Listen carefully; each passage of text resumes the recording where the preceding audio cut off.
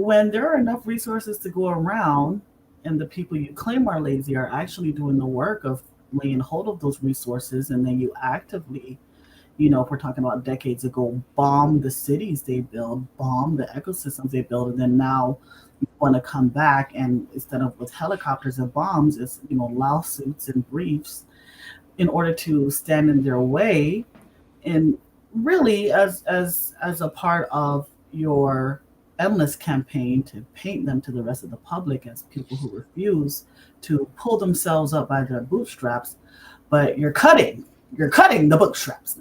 Tastemakers. Class. We do more than make a living, we make a life. When everything is dark, we are the light. We are the tastemakers, aight. Let tomorrow tell the stories that we make tonight. We do more than make a living. There's a lot of weird litigation going on right now. And the same dude that caused the issue about getting rid of the affirmative action when it comes to the schools is now attacking some investment joints in Atlanta that help out Black women. Let's get into it. Just be one moment. Yeah, people be out being gross, Charles. I'm sorry your family caught COVID. The only reason I got it is because my baby caught it. And she caught it from some little nasty child at the aquarium. Am I supposed to know what this is? Like, am I lame, or is that something very specific? It's a natural hair expo for Black women.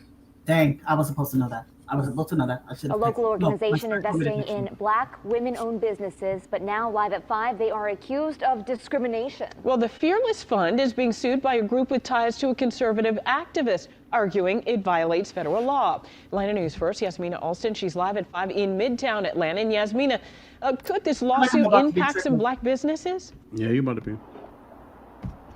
Yeah, Tracy, well, depending on the outcome of the lawsuit, it's devastating for Black women-owned businesses, but that's why leaders of Fearless Fund say they are not backing down.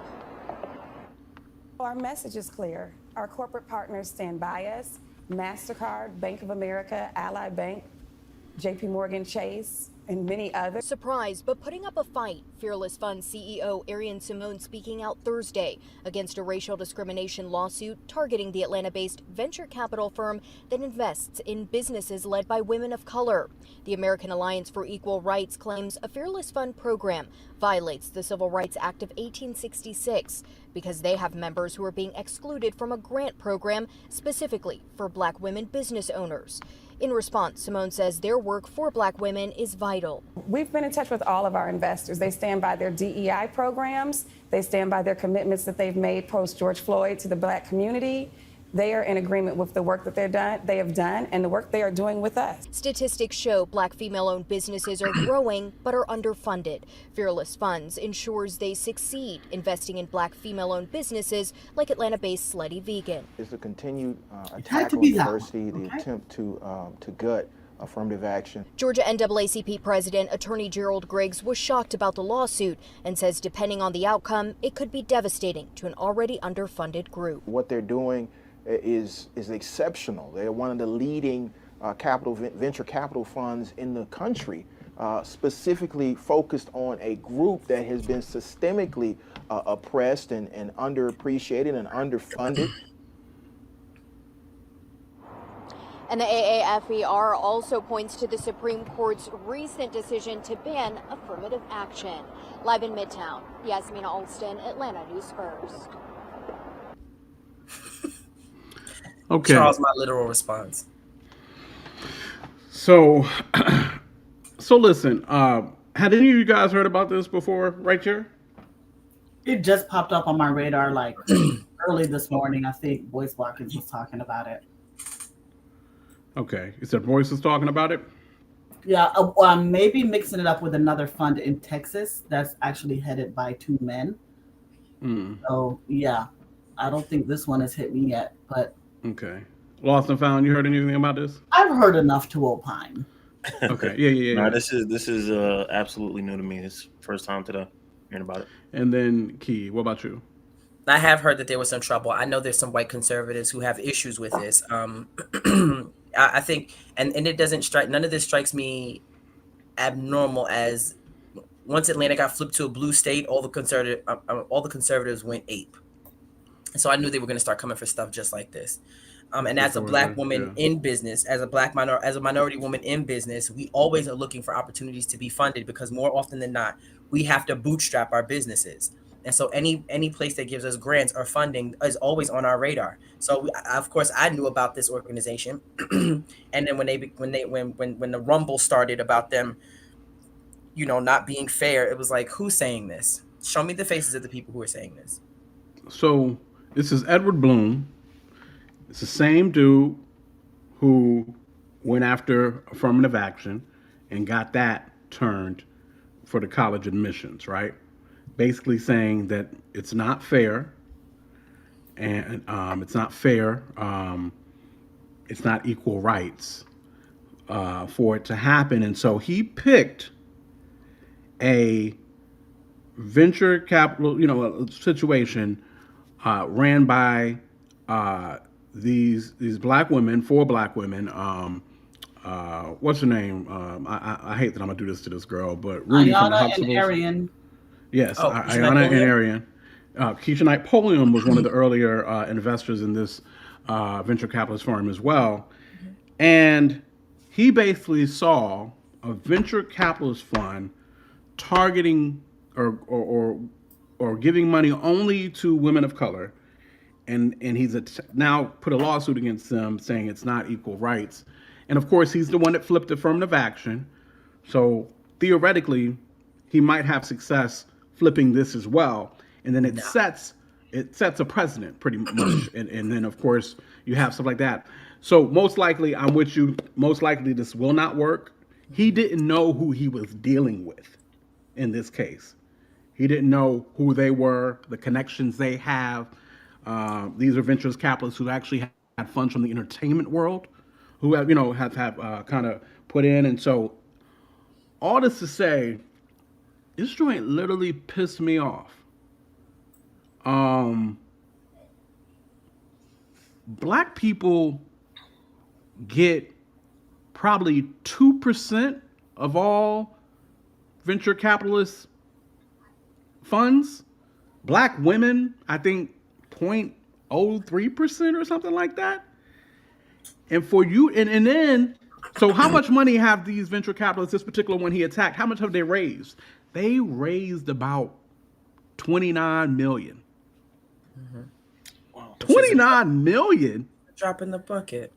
It ain't even a drop on the bucket. It might be vapor from a drop in the bucket. You know what I mean? Like, we talking about a multi-billionaire situation, a $1 billion situation, and we talking about $29 million.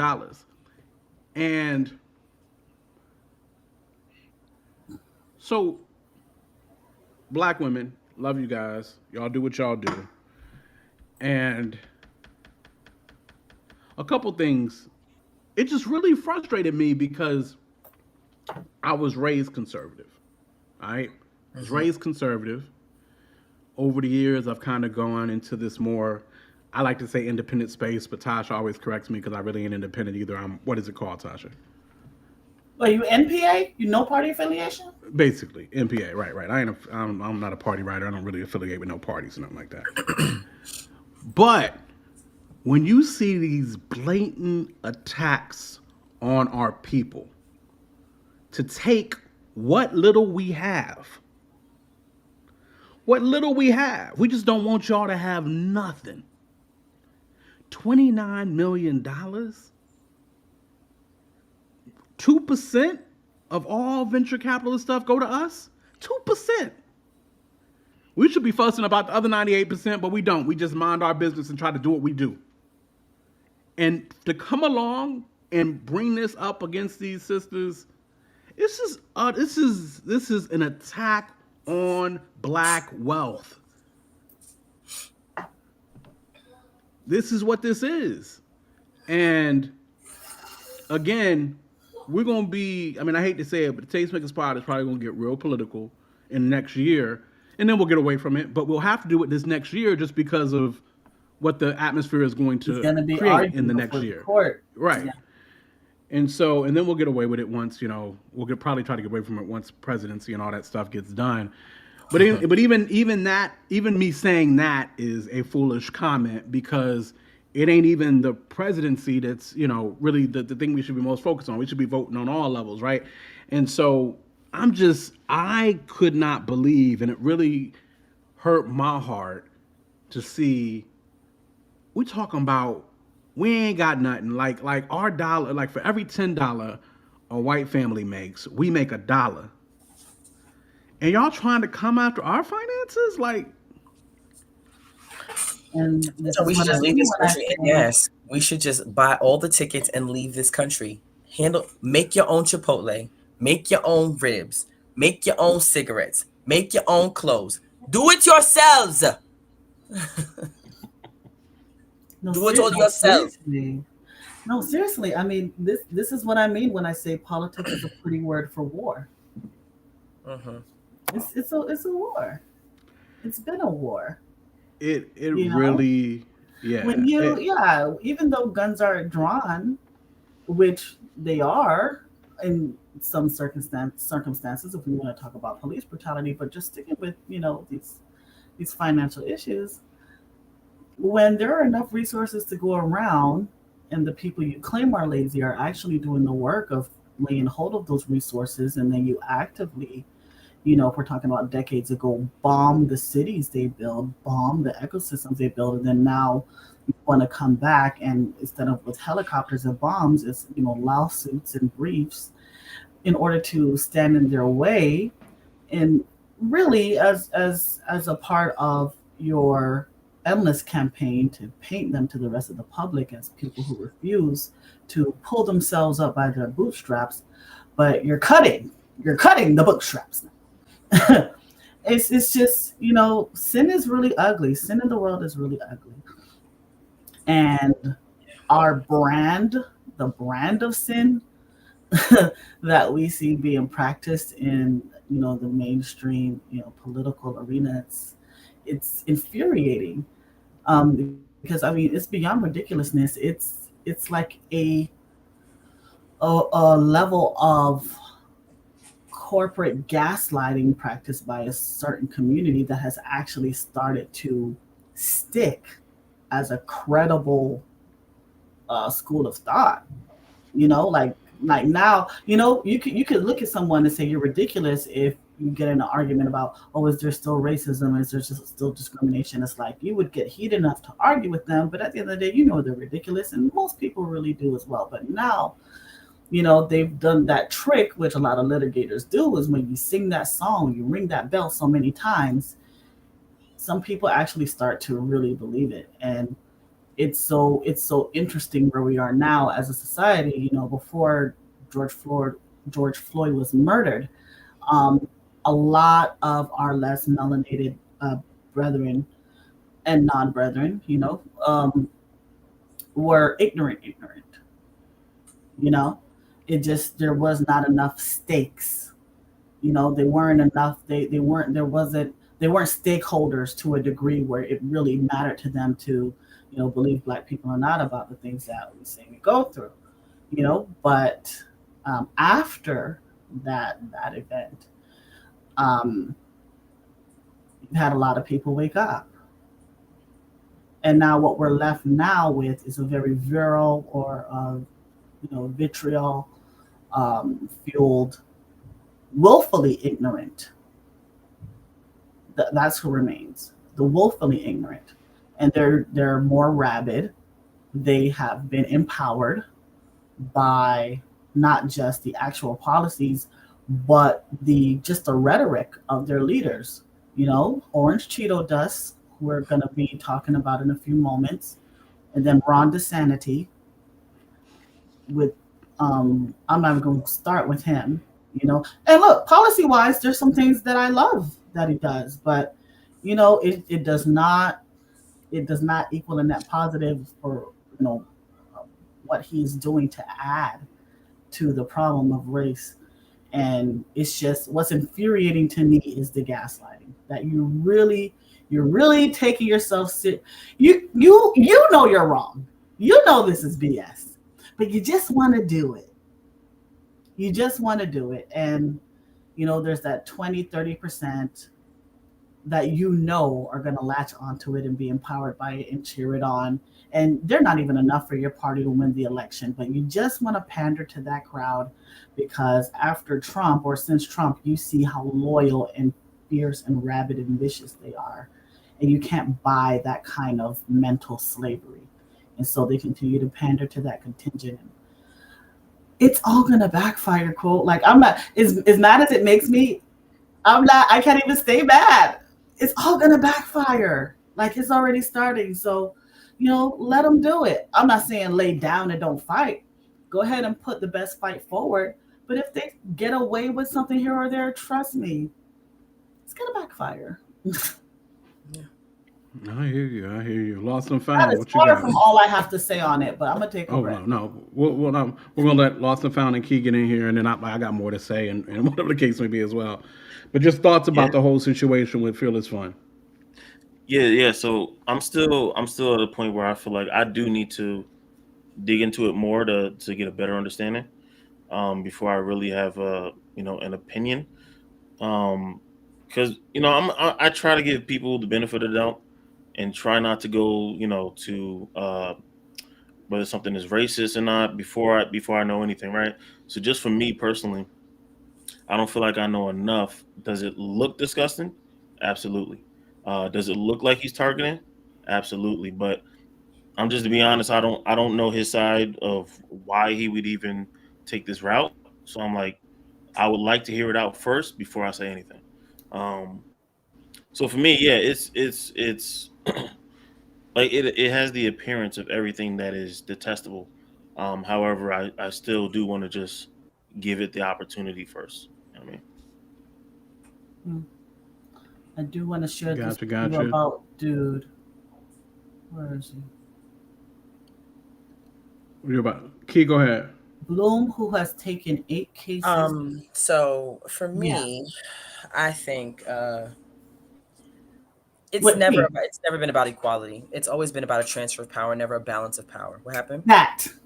It's never been about a transfer of power, and always about it's never about a balance of power. If it were about a balance of power, check your ears. If it were about a balance of power, then they would go back as far as the Constitution and start eradicating a lot of the things that were there that were designed to harm Black and brown people, like the 3/5 of a human, like slavery being rolled over to the industrial prison complex. If you really wanted it to be a balance of power, you'd start there. You'd start at the foundation of this country. You don't want a balance of power. You actually are infuriated by the way Black and brown people are excelling in spite of your valiant and many and plentiful attempts at derailing us, destroying us, denying us, decapitating us. You've tried all of the things. Because at the end of the day, this nation is not a Christian nation. This nation has never been a Christian nation. This nation didn't start off as a Christian nation, and it probably won't end up as a Christian nation. When they bomb this place to rubble, because it's coming, when they bomb this place to rubble and there's nothing left but toenails and teeth, it will still not be a Christian nation. This place was founded on deistic principles at best. They never viewed us as they say that they were Christian, but when this country was started, it was founded by people who were fleeing religious persecution and with very horrible hermeneutical understanding. They had no idea about the scriptures. They came here with their soft, half-cocked understanding of the scriptures.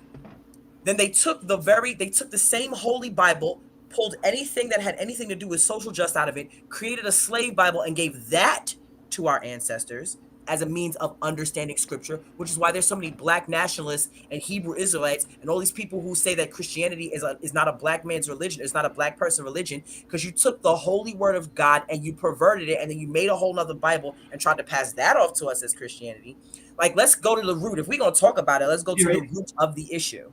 The root of the issue is this country was started by sinful men with horrible hermeneutic practices, ungodly homiletical understanding, and no real connection to the God. They had a form of godliness, but denied the power that could absolutely make them transform. They were full of sin. Still are. And then they made children full of sin. And then those children made children full of sin and shapen in iniquity. And this is the result. This is the result. Mm-hmm. this. This is what happens when you win a war and you don't exile the losers. Right. Well, there's that. So and Key says that, and you've said that a couple of times, Key, but it's so true. How blind to the scriptures do you have to be? Blind to the scriptures do you have to be to not even recognize the Imago Dei in people? Number one. Number two, to show the Spirit of God, to know God in people. And then number two, to show that this wasn't just something you did blindly. That's why I use blind in quotes.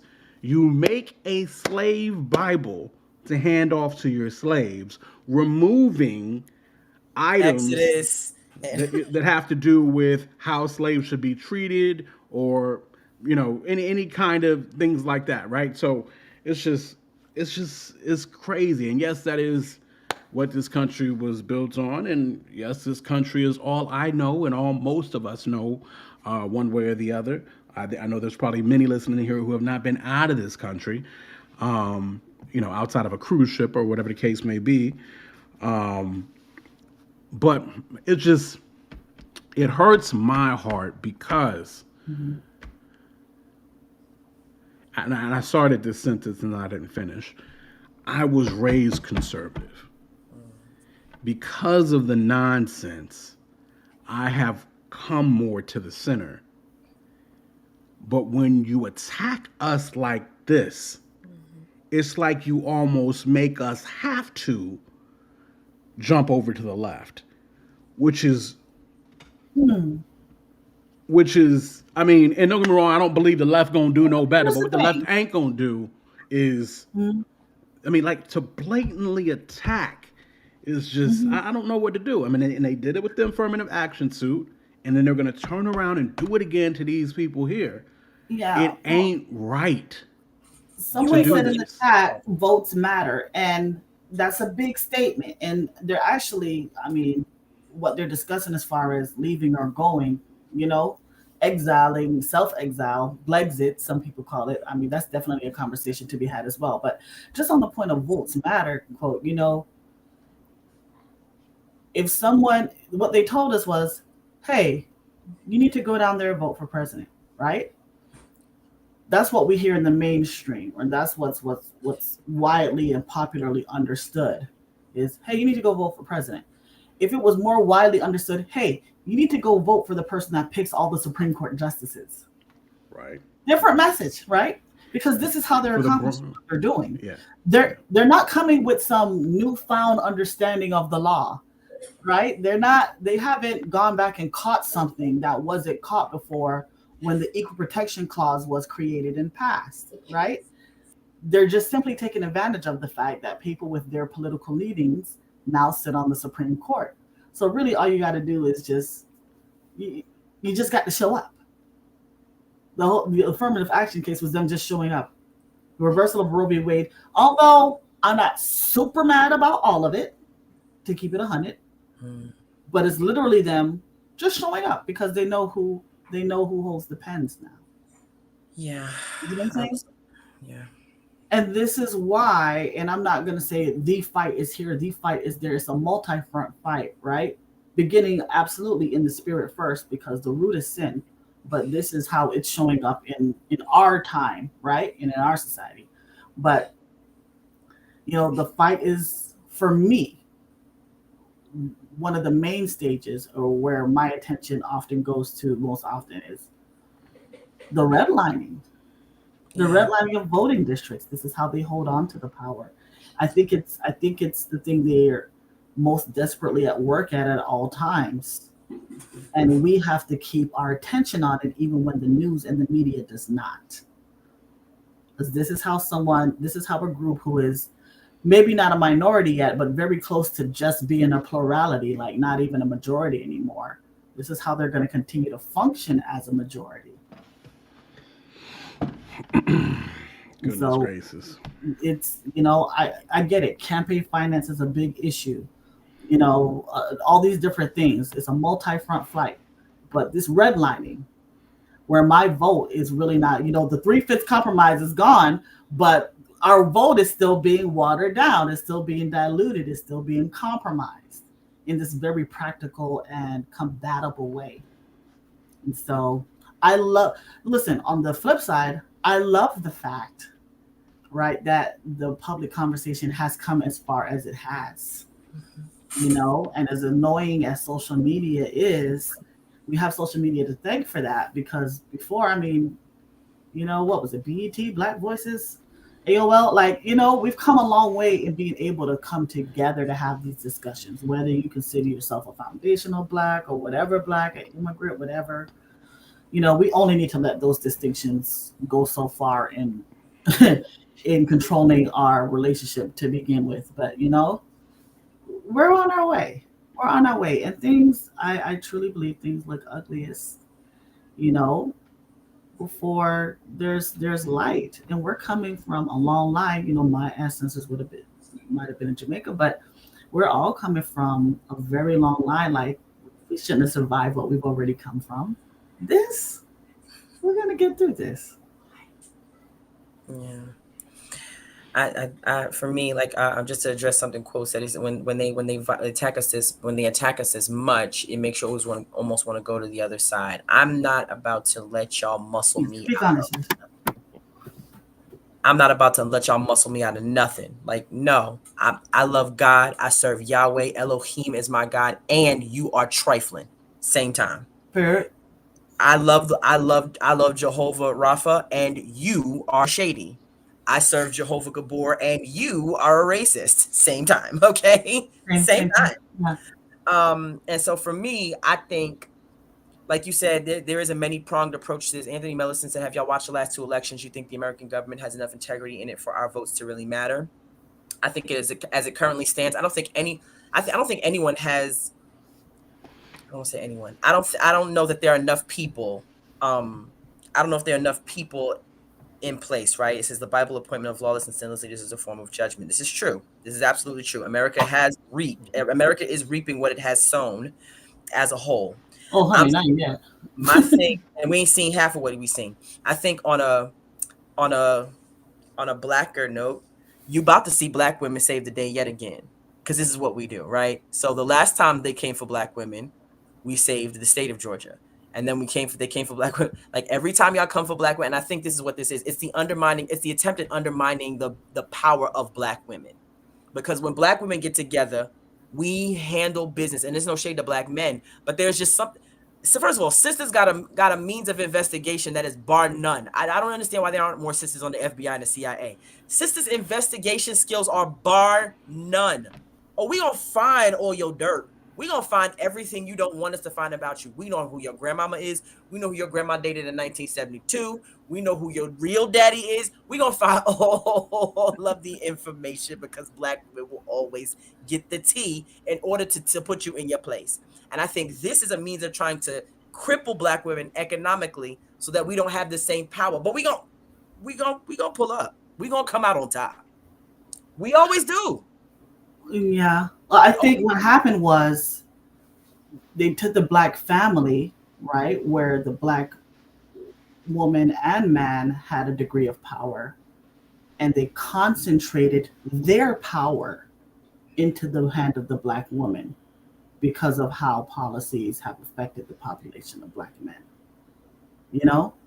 And so that's why our unity in the, I hate that this is about to rhyme. That's so corny.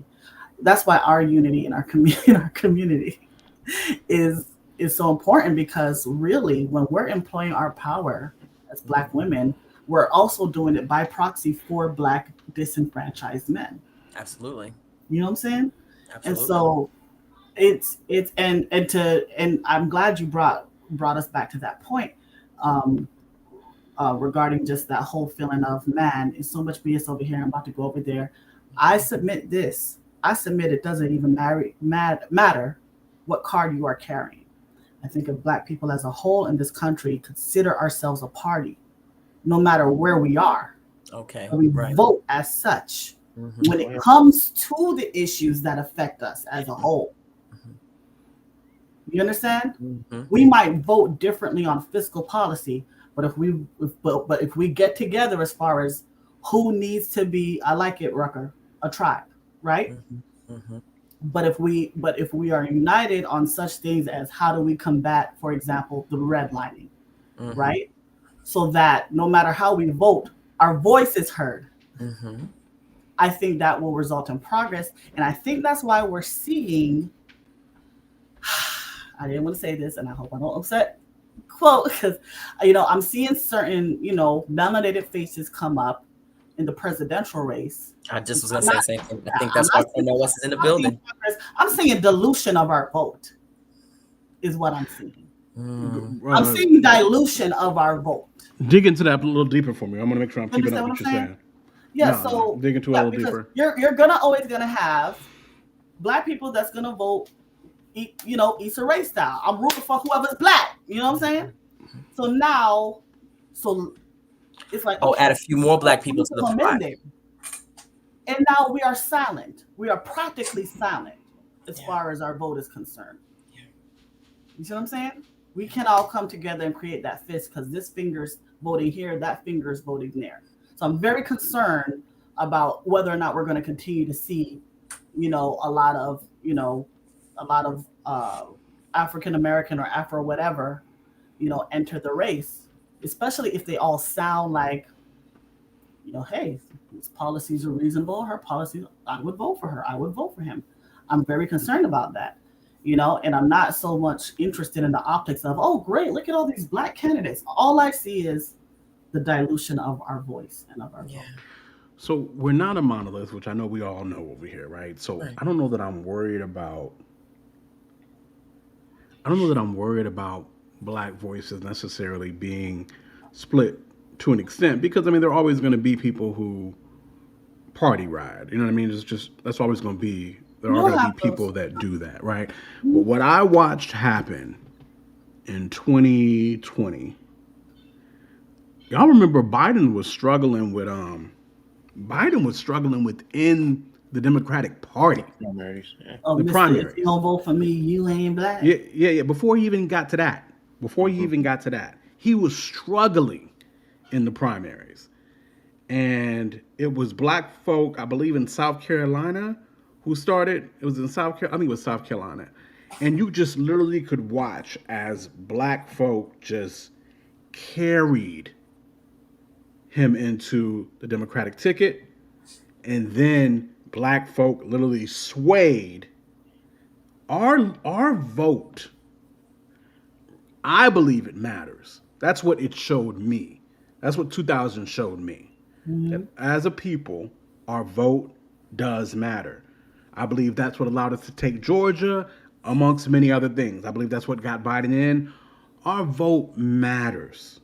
Now, do most of us just show up to vote for the presidency? Yes. Is that problematic? Heck yes. No. Am I guilty of that? Heck yes. You know what I'm saying? So there's the other elements that we have to be involved in as well. But man, it's just, it's so hard as a Christian black person to do this two-party system situation. I struggle with this so very much. I get it. And that was me dropping my mouse, but don't worry, I got a touch screen. The devil will not win today. But yeah, I struggle with that heavily. Yeah, it is, right? Because that whole thing about the lesser of two evils and all of that.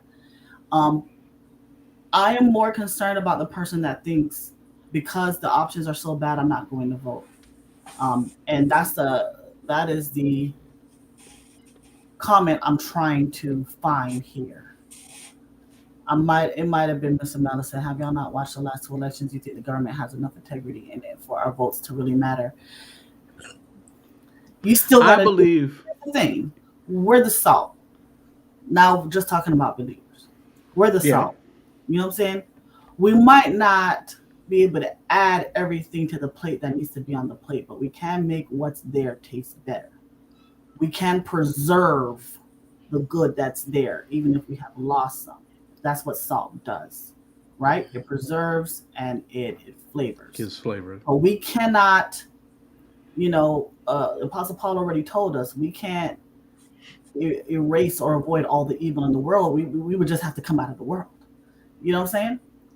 But I would tell the believer who has not been disenfranchised and still has their vote, which someone who has paid their debt to society after being imprisoned or incarcerated for a felony that was probably bogus anyway, which they still had the power to do. Use your vote. Even if you feel it's useless, use it. You are the salt. That is one of the practical ways that you can do that. Yeah. Anybody else want to get on this before?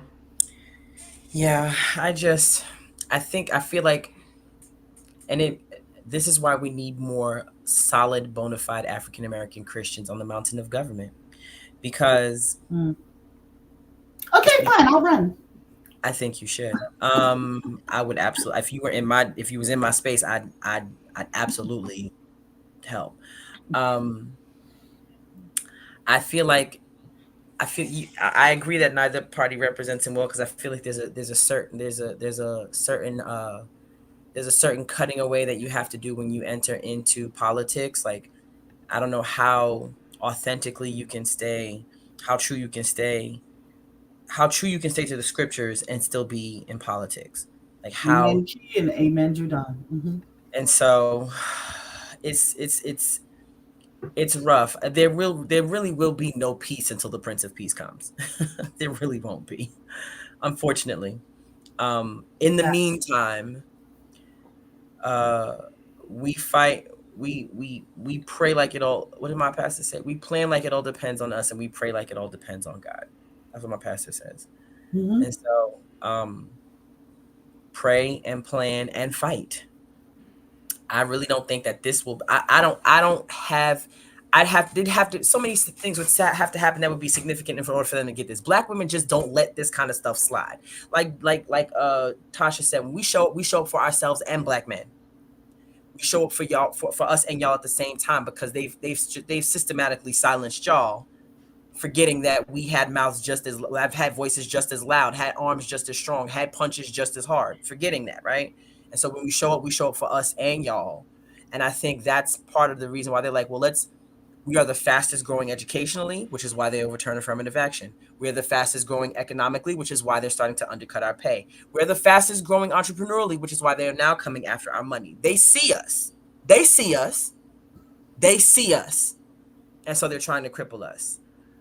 But again, Keisha, Kim, Pam, Renee, Shawnetta, Alizé, we're not finna let this happen. We're going to be here along with the Kamalas and the Keisha Bottoms and the Keisha Knight Pulliams of the world. You can't stop a Kiki. You know what I mean? I'll let the Keisha them. So we out here. Good luck. May the odds ever be in your favor, because there's a sister with a laptop and 16-inch nails on, clickety clacking away about your information while you sitting here trying to take our money. Period. Wow. There's so much that could go into, but I want to thank Quote and DJ Lost and Found for giving me and Key the floor, for the past few minutes. I know.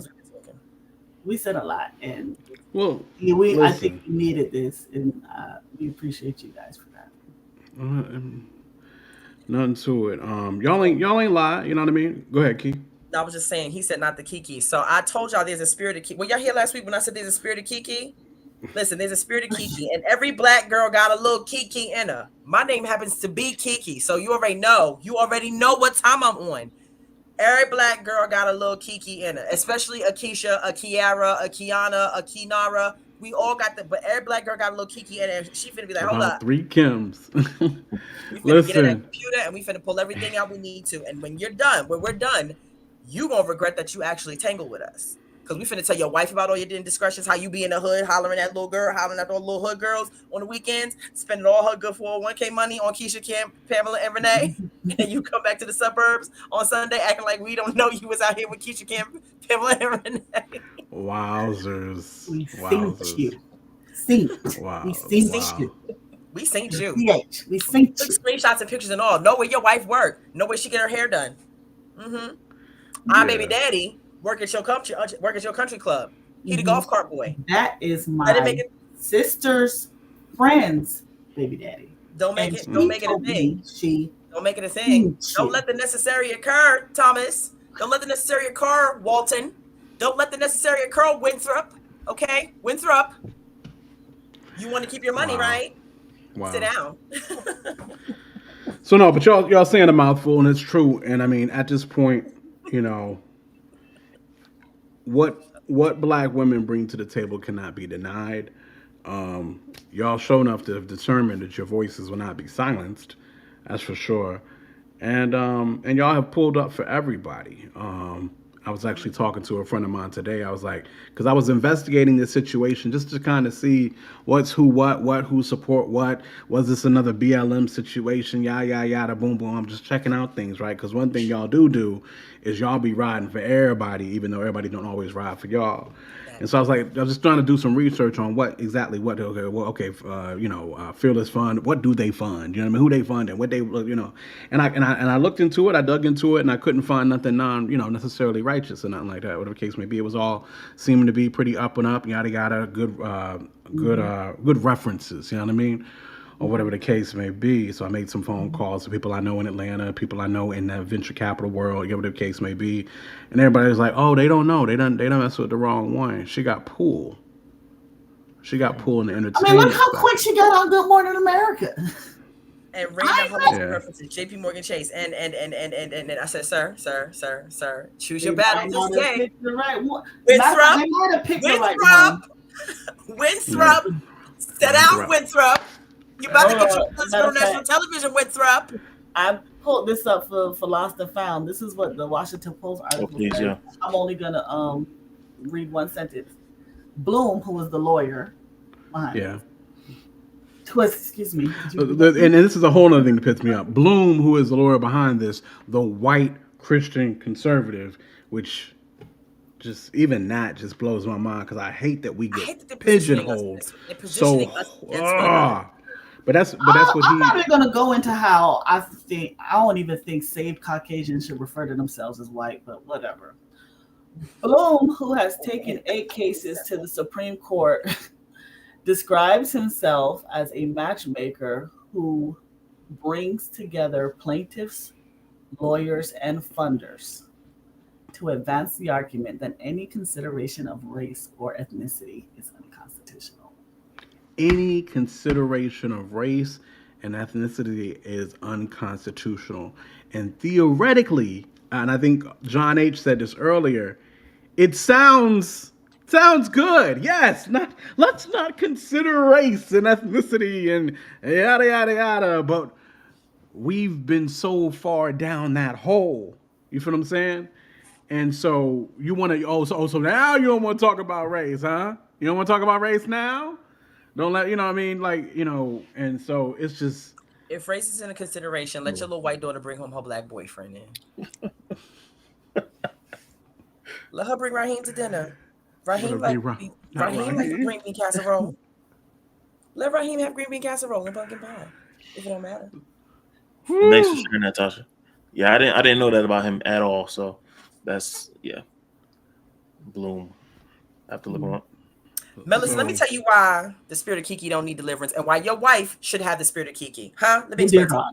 Because when you're at the restaurant and they get your food wrong and you don't, Mellison does not mince words, right? Which is why maybe he don't need a woman with the spirit of Kiki. He don't mince words at all. Okay? Mellison don't mince words at all. But for the brothers who may not necessarily want to, when you're in a hospital and you're trying to, and the doctor's telling you stuff, you need Kiki to be like, so what does that mean? And why is this machine beeping? And how many cc's is this? And who is that nurse? And how long she been here? You need a spirit of Kiki to be able to ask them questions. Because let me tell you something about the doctors. They're going to act like they don't know what's going on with you. So what you're telling me is I got a spirit of Kiki because that's me all day. Listen. I'm like, yo. Well, isn't it interesting? I'm wondering. Go ahead. No. Go, who you? No, it's just funny. And I know this is a really benign example. It's like a small example, but I was on a date the other night and dude did not like they brought us out stale bread. I wasn't finna eat the bread no how, but he was eating the bread. It was, it was stale. And I could tell, and I'm like, I'm horrible when it comes to reading men. But somehow I can tell he didn't want to say anything because I realize there's this thing where it's like men in general never want to look like the bad guy, but also we've had situations in the past, me and this gentleman, where we've had to kind of be careful about how we move in public because I know the police is ready to come risk his all. You know what I'm saying? So it's like, I'm like, this is an interesting dynamic, and I was trying to sort of extrapolate it and look at it, in the bigger picture. It's like we are where, like, because any type of assertiveness or directness or forwardness from a Black man is aggression, right? So it's just like, are we really strong? Are we really masculine? Are we really all of these things people are accusing us of being? Or are we the conduit through which the Black man's assertiveness is safe? You know what I'm saying? It's like if we open our mouth, say it. So that's interesting, because as you're talking about it, I'm actually thinking of the labels both ways, right? But because back in the day, the Black angry man trope was just that, right? Back in the day, that was the trope. And as you're talking, I'm thinking, well, now they've done that to both of us, really. The Black angry man trope and the Black angry woman trope. Both of them are tropes. But then I started thinking about it, though. The Black angry man trope is more likely to end up with you on the ground with your hands behind your back or with you getting shot. Whereas the Black angry woman trope, not so much. Not that it doesn't ever end like that. But you're right. To an extent, y'all can get that out on our behalf, per se, more so than we can. That's what you were saying? Is that what I understood? Yeah. Like, is it that we're taking your power, or that we're emasculating men, or I guess there's a right and a wrong spirit in which you can do everything. Everything. Right? Well, I think also, you never hear about how it's the woman being a conduit for the man's power to the rest of the world, right, to keep the Black family safe. You always hear it typed as she's usurping his or emasculating or she is masculine, which absolutely happens. Well, in the land, Yeah. But I think the most important part of that is the lack of communication and understanding that sometimes happens between Black men and Black women. Because what you just said, I think that's the first time I've ever heard that in my life. And I think it might have been spot on as all get out. You feel what I'm saying? But I think I'm pondering it right now. That's the first time I've ever heard that. So those conversations have to be had. Hey, so if this happens, and I do this is what I'm doing. I'm doing this because I know what could be for you. I might be able to get away with this a little bit more. And honestly, let's just be honest. I work in a sales-oriented world. A woman can say things a man just can't say. Let's be very, very clear. Because if I say something a woman say, it's now a fight. You feel what I'm saying? Outside of some things that a woman can say and therefore get away with.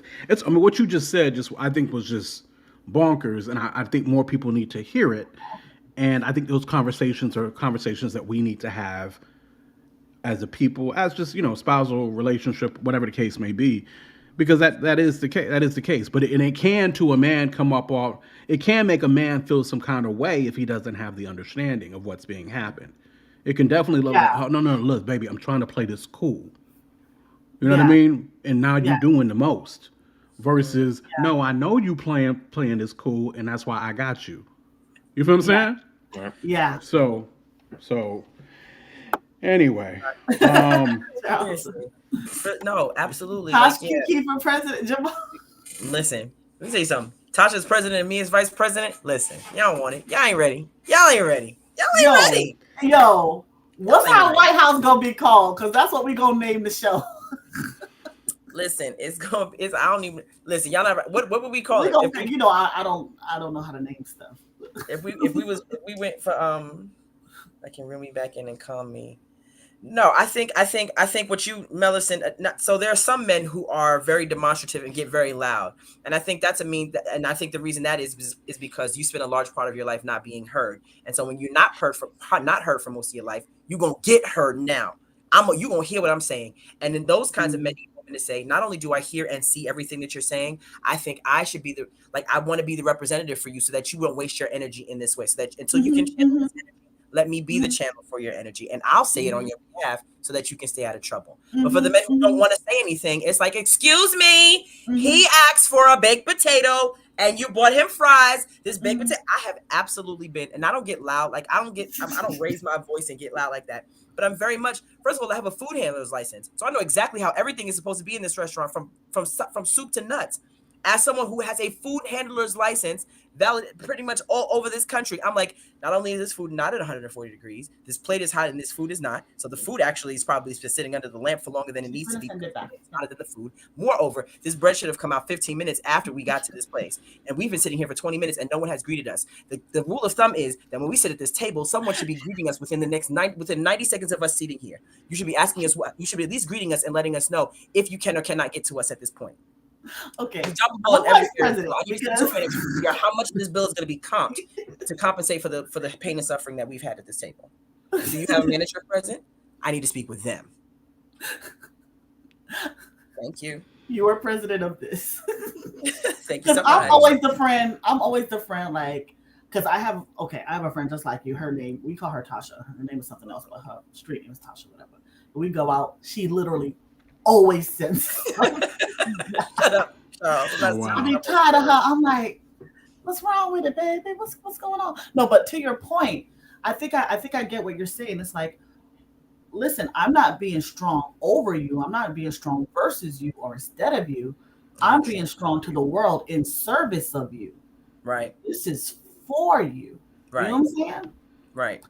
And I wonder, like Quote said, like how that conversation can continue, because I'll happily tell the waitress the bread is stale.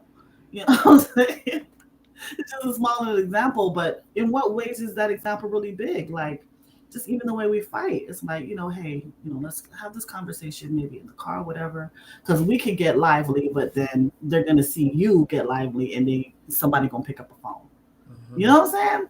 Yeah. Good point. And Charles, all good points, all good conversations. That was just an example I was giving of one way I advocate for my brothers. Of just one way I'd advocate for a brother in a restaurant setting. I'm saying that they're trying to silence our voices because they know that we advocate for y'all. They know we advocate for y'all. So they're trying to cut our pockets, cut our voices, cut our education, cut our money, cut our influence. Mm-hmm. I think. And cut us off from the black man, because yeah, we need each other. We do. I don't want to lace over one thing that Key said, that I say it all the time, but she said it way more elegant than I'd say it. But it's actually just a good point and something that we just need to really pay attention as a community as well. Kiera went on to mention how right now, again, women, black women are excelling very, home ownership, degrees, entrepreneurship, yada, yada, yada. Right now, they are just killing the game in those factors, right? And so in doing those, it does afford for the bag to be eventually delivered to them as they are taking over certain things. So as they do that, you now see, I see this, and I want to make sure we're seeing this as a community as somebody literally coming up against the hard work that our sisters have put forth to obtain these things. And this is now somebody coming up against this to try to cut their legs from underneath them. Yeah. And I just think we really have to see that as such. You know what I mean? Yeah. They've already figured out, unfortunately, to an extent, systematically, they've already kind of figured out how to get us up out the paint. When I say us, I'm talking black men to an extent. And I say that loosely. I mean, all this is not. They found a system that works. But yeah, they found a decent system that helps to get us out the paint. And then their next move, theoretically, would be to cut the legs off from them. And I say that loosely, too, because I'm with you, John H. I'm in the paint, too. You know what I mean? But a lot of us ain't in the paint. You know what I mean? Like, I know how to... by the grace of God, I know how to communicate very well, express my feelings very well, and I normally know the right tone to lead with. I'm also a salesman. Talking to people is what I do. So I don't necessarily normally need people to cape for me from a verbal standpoint, because for the most part, I got it. I know how to talk to officers. I know how to do whatever the case may be. I've ran into the one, though. Don't get it twisted. I've been in situations when I ran into the one where the mouth couldn't save me. You know what I mean? And you know, and so I've been there too, right? But for the most part, I got that. And I know a lot of my brothers don't have that. You feel what I'm saying? So anyway.